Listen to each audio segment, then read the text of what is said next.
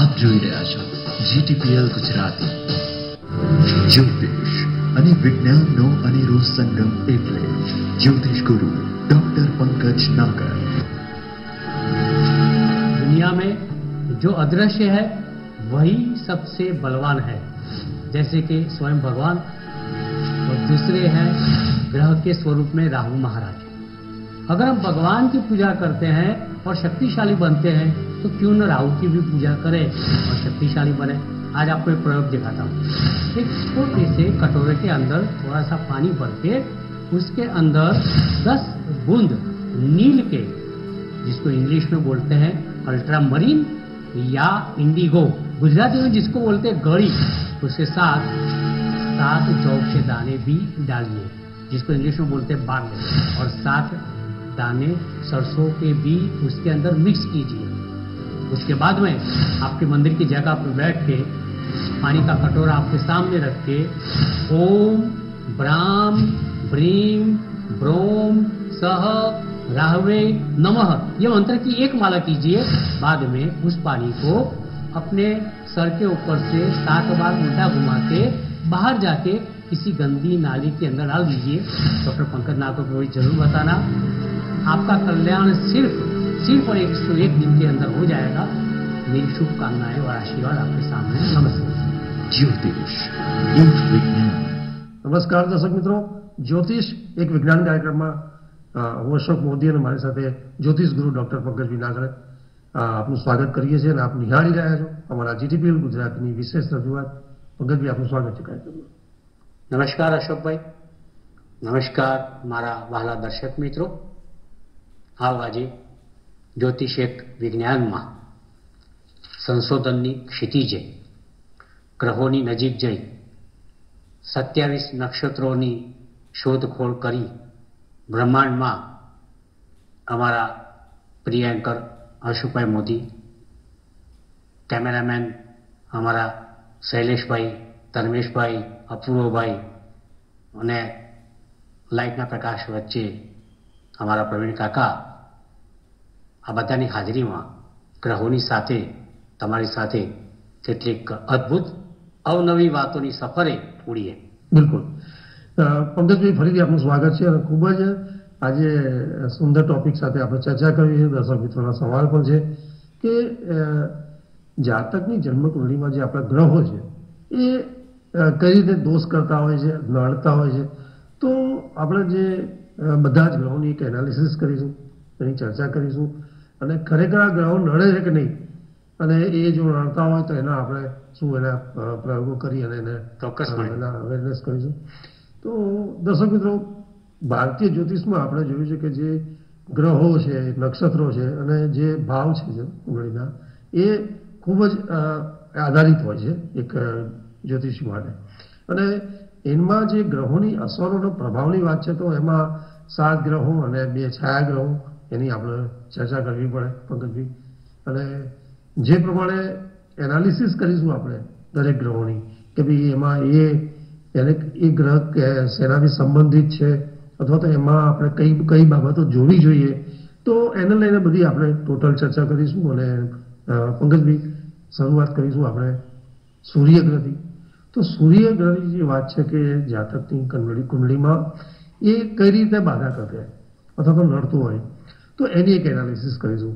અને સૂર્યનું જે સંબંધિત બાબતો છે એનું સ્થાન છે અને એ શરીરના રોગોની બી વાત કરીશું કે કઈ રીતે કોઈ રીતે એ પથી બનતો હોય છે.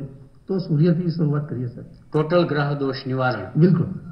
ગ્રહ દોષ ક્યાંથી ઉભો થાય, એ દોષના કારણે શું તકલીફો જીવનમાં આવે, એનું નિવારણ કેવી રીતના થાય, એમાં અશોકભાઈએ સર્વપ્રથમ આ શોની અંદર બ્રહ્માંડનો રાજા ગ્રહ સૂર્યની વિશેષ વાત કરવાની રજૂઆત કરી છે. તો દર્શક મિત્રો, આવો ચર્ચા કરીએ. વાત નંબર 1, સૂર્ય ગ્રહ દોષ નિવારણ. આમ તો સૂર્યને ગ્રહ ન કહી શકાય, કારણ કે સૂર્ય એક તારો છે. બિલકુલ. It doesn't move here and there. સ્થિર છે અને એને સ્ટાર કહેવામાં આવે છે. પરંતુ જ્યોતિષશાસ્ત્રની સરળતાની દ્રષ્ટિએ આજે આપણે એની મૂલવણી ગ્રહ તરીકે કરીશું. સૂર્ય ગ્રહ કુંડળીની અંદર જે સ્થાનમાં હોય એ સ્થાનની એક વિશેષ વાત કરીએ. લાઈક સૂર્ય 3જા, 6ઠા, 10મા, 11મા ઉપરચે સ્થાનમાં હોય તો મોટા ભાગે વાંધો આવતો નથી, કારણ કે પારાશર, મંત્રેશ્વર, ભૃગુ, વરામિહિર દરેક જ્યોતિષશાસ્ત્રીઓ એક વાત ચોક્કસ કરે છે કે ઉપરચય સ્થાનની અંદર સૂર્યનું બળ વધે છે. ખાસ કરીને અશોકભાઈ 10મા સ્થાનની અંદર સૂર્ય ખૂબ દિગ્બળી બને છે.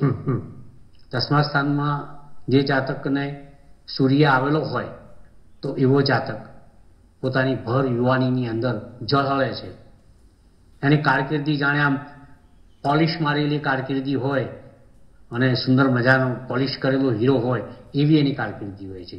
પરંતુ આ સૂર્ય જ્યારે એને દોષ લાગે, કુંડળીમાં જ્યારે એને સ્વતંત્ર રીતે કામ કરવાની આઝાદી ન મળે અને કોઈ પણ પ્રકારનો દોષ લાગે તો આ દોષ કયા પ્રકારનો હોઈ શકે એની એક ચર્ચા. જન્મકુંડળીમાં કોઈ પણ સ્થાનમાં સૂર્ય સાથે શનિ હોય તો ચોક્કસપણે સૂર્યને દોષ લાગે. આ સૂર્ય ગ્રહનો દોષ ઉપસ્થિત થયો કહેવાય. કેમ? સૂર્ય પિતા છે, શનિ પુત્ર છે. સૂર્ય તેજસ્વી ગ્રહ છે, શનિ અંધકારમય છે. સૂર્ય અને શનિ બ્રહ્માંડની અંદર એકબીજાના ભયાનક શત્રુઓ છે, જેમ કે ભારત પાકિસ્તાન. આ રીતે એની મૂલવણી કરવા માટેનું આ એક ઉદાહરણ માત્ર છે. કટ્ટર શત્રુતા. એમાં ખાસ કરીને દર્શક મિત્રો, જો સૂર્ય અને શનિની પેર, એનું જોડાણ કર્ક રાશિમાં આવે, સિંહ રાશિમાં આવે તો એવા સમયે શનિ અસ્તનો બની જાય. અશોકભાઈ પાવર રેસ થઈ જાય છે. બિલકુલ. એટલે એની નેગેટિવિટી ખૂબ વધી જાય છે. સૂર્ય ઉપર આવા સમયે શનિ હાવી થાય છે, એના પર સવારી કરે છે અને એને દૂષિત કરે છે. કેટલાક ગ્રંથની અંદર જેમ કે ચમત્કાર ચિંતામણી છે, જૈમિની સૂત્ર છે, ભૃગુ સંહિતા છે, જાતક પરિજાત છે, હેલન લિયોની ધ સ્ટાર્સ, ઘણા બધા ગ્રંથ અને પુસ્તકોની અંદર સ્પષ્ટપણે લખવામાં આવ્યું છે કે જો જન્મકુંડળીમાં કોઈ પણ સ્થાનની અંદર સૂર્ય અને શનિ સાથે હોય તો એને પિતૃદોષ તરીકે ગણવામાં આવે છે. બિલકુલ. કે ભાઈ તમારી કુંડળીમાં પિતૃદોષ છે અને એના કારણે પિતૃઓનો શાપ તમારા પર ઉતરે છે. આવા જાતકોને શાંતિથી જીવન જીવવાની તક મળતી નથી. સમગ્ર જીવન સંઘર્ષ, વિખવાદો, મુશ્કેલીઓ, વિટંબણાઓ, તકલીફો, અવરોધો, સંઘર્ષ, આ બધું જ એક સાથે આ જાતક સાથે ઘટના બનતી હોય છે. કેટલાય જાતકો મેં જોયા છે અશોકભાઈ કે જે લોકોના કર્મસ્થાનની અંદર સૂર્ય શનિની યુતિ હોય તો ચોક્કસપણે પિતાનું સુખ ઓછું થઈ જાય છે. જો ભાગ્યસ્થાનમાં સૂર્ય શનિની યુતિ હોય તો ભાગ્યોદય ઘણો મોડો થાય છે. ધનસ્થાનની અંદર હોય તો ધનમાં, આવકમાં ભારે અપ્સ એન્ડ ડાઉન્સ થાય છે. આ જ સૂર્ય શનિની યુતિ અશોકભાઈ 12મા સ્થાનમાં હોય તો ભારે શાપિત યોગ ઉભો થાય છે. એના કારણે આવા જાતકને ક્યારેક જેલ યાત્રા પણ કરવી પડે છે. આવો જાતક નશાખોરી તરફ વળી જાય છે. આ યુતિ પંચમ ભાવમાં હોય તો મિત્રો પૂર્વજન્મના સંચિત કર્મોના આધારે તમારે કેટલીક તકલીફો આ જન્મની અંદર ભોગવવી પડતી હોય છે. અષ્ટમ સ્થાનમાં હોય તો મૃત્યુનો ભય ઉભો કરે છે. દેહ સ્થાનની અંદર હોય તો એવો જાતક અશોકભાઈ હંમેશા માદલો રહે છે, હંમેશા એ સિક, હંમેશા માંદગી ભોગવતો હોય. અને ખાસ કરીને આવા જાતકને હેડેક, માથાનો દુખાવો થતો હોય છે, નાકની તકલીફો થતી હોય, સાઇનસની તકલીફો, આંખે ક્યારેક નંબરો વધી જતા હોય છે, આઈ વીકનેસ આવતી હોય છે, કાનમાં બહેરાશ આવતી હોય છે, મોઢાના રોગ થતા હોય છે. સમગ્ર ઉપરના પાર્ટની અંદર આ બધી તકલીફો રહેતી હોય છે. ખાસ કરીને મેં જોયું છે કે જે જાતકોની કુંડળીમાં સૂર્ય શનિની યુતિ જો દેહસ્થાનની અંદર હોય તો આવા જાતકો સનકી હોય છે, બાયપોલાર, એમને હસતા મેં જોઈ જ ના શકું. કાયમ એમનું મોઢું ચડેલું જ હોય, કાયમ ફરિયાદો જ કરતા હોય અને બહુ જ એમના મનની અંદર એક ભારે ઈગોનું વર્ચસ્વ હોય. ઘંટડી ના હોય હાથમાં, પરંતુ યુદ્ધનો ઘંટનાદ ફૂંકતા હોય એવો એમનું એક વ્યક્તિત્વ અને પર્સનાલિટી હોય છે. પર્સનાલિટી એમની ટ્વિસ્ટ થતી હોય છે. અલબત્ત આ બધી વાતો કરવાનું મહત્વ દર્શક મિત્રો એટલું જ છે કે કુંડળીમાં સૂર્ય દોષ જ્યારે ઊભો થાય, સૂર્યગ્રહનો દોષ ઊભો થાય ત્યારે એમાંનું એક કારણ આ સૂર્ય શનિની યુતિ છે. શનિ પોતાની નેગેટિવિટી એટલે કે વૃદ્ધાવસ્થા, કષ્ટ, પીડા, તકલીફો, વિલંબ અને હંમેશા સ્લો ગતિએ ચાલવાવાળો એક ગ્રહ છે. સૂર્ય અતિ બળવાન, ગ્રહોનો રાજા, બ્રહ્માંડનો રાજા, અતિ તેજસ્વી, પિતાનો કારક, તંદુરસ્તીનો બક્ષનાર, હાડકા ઉપર એનું નિયંત્રણ છે. તમારી યશ, પ્રતિષ્ઠા, માન, સન્માન, હોદ્દો અને સંપૂર્ણ તમારી કારકિર્દીનો એક આધાર, એનું નામ સૂર્ય છે. જ્યારે તેજ ઉપર અંધકાર સામ્રાજ્ય કરે, જ્યારે તંદુરસ્તી ઉપર કોઈ રાક્ષસનું આક્રમણ થાય, રોગનું આક્રમણ થાય અને તંદુરસ્ત જાતકને નાદુરસ્ત બનાવે તો સમજવાનું કે એની કુંડળીમાં સૂર્ય શનિનો દોષ છે. આ વાત થઈ સૂર્યના દોષની કારણ નંબર 1. બિલકુલ, કે આ કારણસર ઊભું થાય. હવે આપણે બીજું કારણ પકડીએ અશોકભાઈ. સૂર્ય કયા કયા કારણોસર દૂષિત થાય છે એનું આપણે કારણ નંબર 2. જન્મ કુંડળીમાં સૂર્યનો અન્ય એક ગ્રહ, શત્રુ ગ્રહ, શનિ ઉપરાંત એક બીજો પણ છે, ગ્રહણ યોગ ઉભો કરે છે. કયો? રાહુ. જોશથી બોલો યાર, બરાબર ને? આપણે થોડા રાહુ છીએ ગભરાઈએ, બરાબર? તો સૂર્ય અને રાહુ, સૂર્યને દૂષિત કરવામાં દર્શક મિત્રો રાહુનો ફાળો પણ જબરજસ્ત છે. કારણ કે આ ગ્રહ કાળો છે. રાહુ બ્રહ્માંડનો એક પડછાયો છે. It is called shadow planet. બીજી વસ્તુ, રાહુ એ બ્રહ્માંડનું માર્ગીય છેદન બિંદુ છે.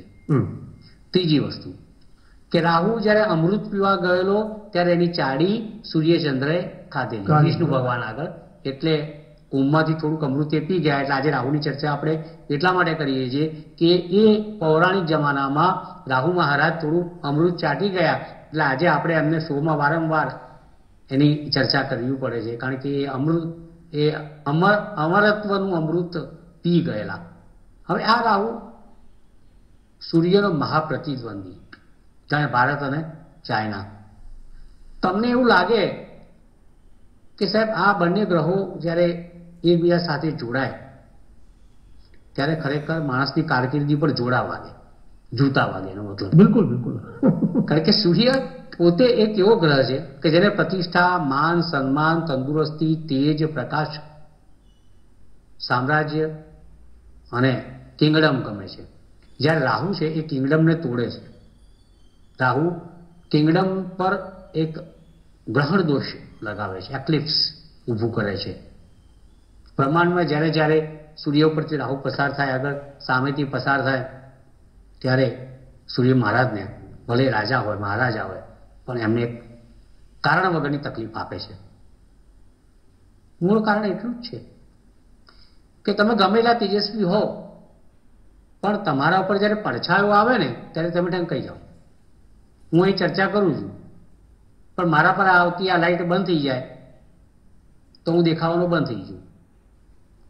હું ગમે એટલો મેકઅપ કરીને આવ્યો હોઉં, પણ એક પડછાયો મારા પર નાખી દે કોઈ, તો હું ઢંકાઈ જાઉં. એટલે તમારી આભા, તમારી તેજ, આ લગાવેલો મેકઅપ, એ બધું આભારી છે કોને? એવા જાતકો ઉપર કે જે તમને ખરેખર અડચણ નથી બનતા, તમારા માટે પડછાયો નથી અને તમારા માટે કોઈ અંધકાર ઊભો નથી કરતા. બસ રાહુ આ જ કામ કરે છે. સૂર્યની સાથે બેસે એટલે સૂર્ય ગ્રહણ કરી નાખે. ગ્રહણનો મતલબ શું અશોકભાઈ? ગ્રહાઈ જવું, ગળી જવું, ઉતરી જવું અને અદ્રશ્ય થઈ જવું. આ બધા કારણો કયા? તો રાહુના.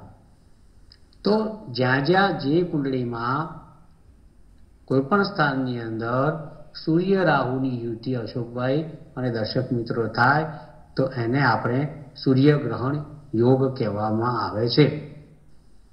આ યોગમાં સૂર્ય પોતાનું બળ ગુમાવે છે. આ યોગમાં ગ્રહણ લાગવાના કારણે એક પુનઃ પિતૃદોષ નામનો દોષ ઊભો થાય છે. જેમ સૂર્ય શનિની મેં આપની સમક્ષ વાત કરી તે પણ પિતૃદોષ ઊભો કરે છે.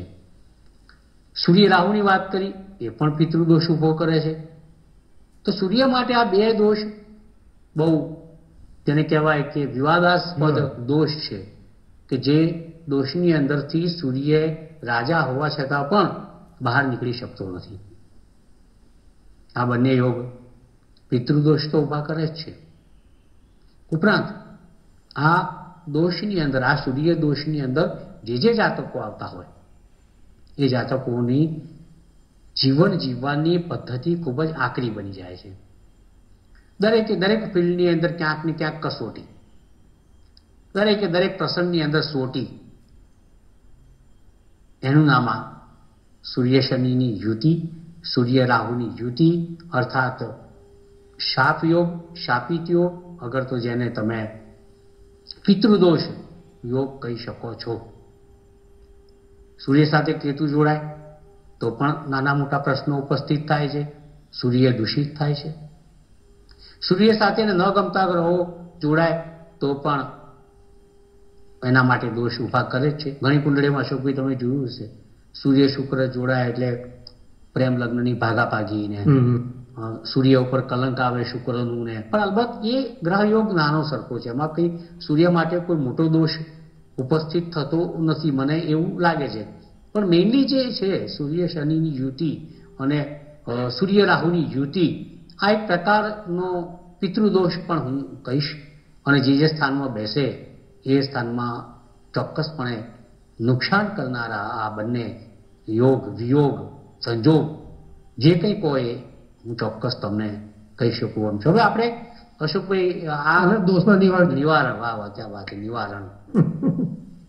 તો આ તો દોષ તો આ સૂર્યનો આ રીતના ઉપસ્થિત થયો અને એ દોષનું હવે આવરણ જે છે એનું નિવારણ બિલકુલ આપણે કઈ રીતના કરવું એ આપણે થોડુંક વિચારી લઈએ. તો સૌપ્રથમ તો શું છે કે ભાઈ સૂર્ય દૂષિત થાય એટલે પિતાને બહુ નુકસાન થાય, કારણ કે પિતાનું કારક છે. તમારા તેજ અને તંદુરસ્તીને નુકસાન થાય કારણ કે એનો પણ કારક છે. તમારી માન પ્રતિષ્ઠાને હાનિ થાય કારણ કે એનો પણ એક કારક છે.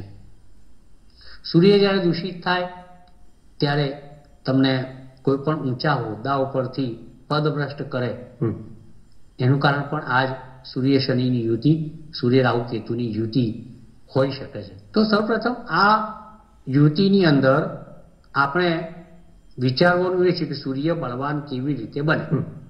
બરોબર છે. શનિને બળવાન ના બનાવાય, નહીં તો ઉપાધિ થઈ જાય, દોષ વધી જાય. દોષને ઘટાડવા માટે સૂર્યને બળવાન કરવાનું છે. તો સૂર્યને બળવાન કરવા માટે શું કરવું જોઈએ? જો રોજ સવારે સૂર્યોદય વખતે સૂર્યોદયના અડધો કલાકની અંદર તાંબાના લોટાની અંદર જળ ભરવાનું, 7 ચોખાના દાણા મૂકવાના, થોડું કંકુ નાખવાનું, 1 કરણનું ફૂલ મૂકવાનું અને ઓમ ધ્રુણી આદિત્યાય નમઃનો પાઠ કરતી વખતે એને જળાર્થ, જળનો અભિષેક કરવાનો તાંબાના લોટાની અંદર. તો એનાથી સૂર્યના દોષનું નિવારણ થાય છે. સૂર્યના દોષ નિવારણ માટે જમણા હાથની ત્રીજી આંગળી અનામિકા ઉપર સોનાની ધાતુમાં માણેકનું રત્ન, સાચું રત્ન પહેરવાથી પણ એના દોષનું નિવારણ થાય છે. સૌથી મોટી વાત તે આપણા દર્શક મિત્રો કદાચ ક્યારેક વિચાર કરતા થઈ જશે. બહુ સરળ ઉપાય બતાવું છું સાહેબ. શનિની કોઈ તાકાત નથી, રાહુની કોઈ તાકાત નથી. સવારે ઉઠો એટલે પિતાના પગે પડી જાઓ સાહેબ. પિતાના ચરણ સ્પર્શ કરો, એના આશીર્વાદ લો.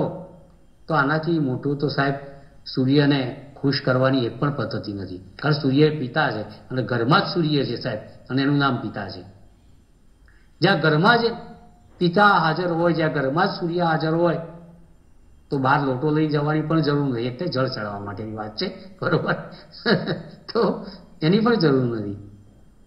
પિતાને માન સન્માન આપો, રિસ્પેક્ટ કરો, પિતાના ચરણ સ્પર્શ કરો, પિતાની આજ્ઞા અનુસાર કામ કરો અને પિતાના આશીર્વાદ મેળવો, તો સૂર્ય આપોઆપ રાજી થઈ જશે. એમાં મને લેશ માત્ર શંકા નથી સાહેબ. આ કરી જુઓ તમે એક વખત, તમને ચોક્કસ પ્રકારે એનું ફળ મળશે. ઉપરાંત આદિત્ય સ્ત્રોતના પાઠ છે, એ પણ કરી શકાય છે.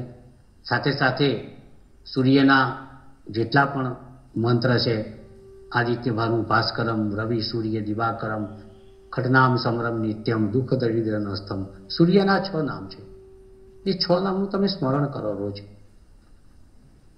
પેલા તાંબાના લોટાના જળની વાત કરી મેં તમને, પિતાને રિસ્પેક્ટ આપવાની વાત કરી, માણેક પહેરવાની વાત કરી તમને.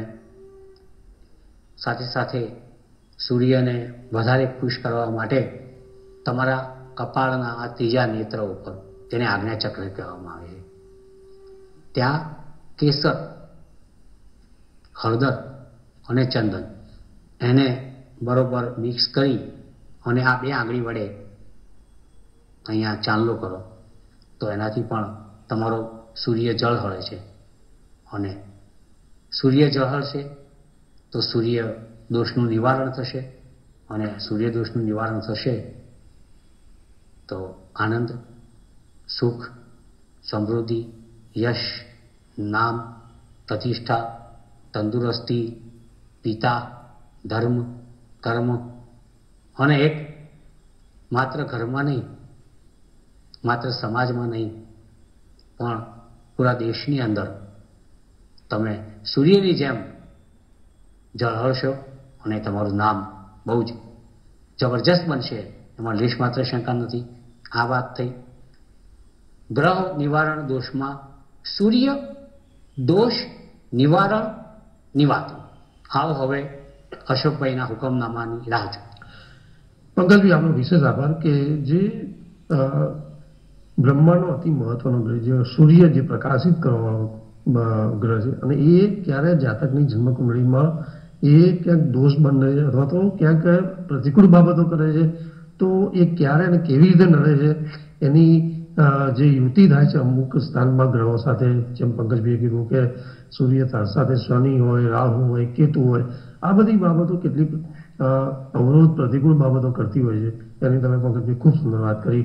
અને છેલ્લે તમે જે વાત કરી જે દોષ નિવારણમાં કે ભાઈ સૂર્યનું માણેક પહેરવું જોઈએ, સૂર્યને જળ ચડાવવું જોઈએ, ફાધરનું રિસ્પેક્ટ કરવું જોઈએ, આ બધી બાબતો એ ક્યાંક સૂર્યને તમારે એક જે પ્રતિકૂળ બાબત હોય છે, જે સ્થાનમાં તમને નીચનો બન્યો હોય, એ ક્યાંક સારા ફાયદા કરી શકાય.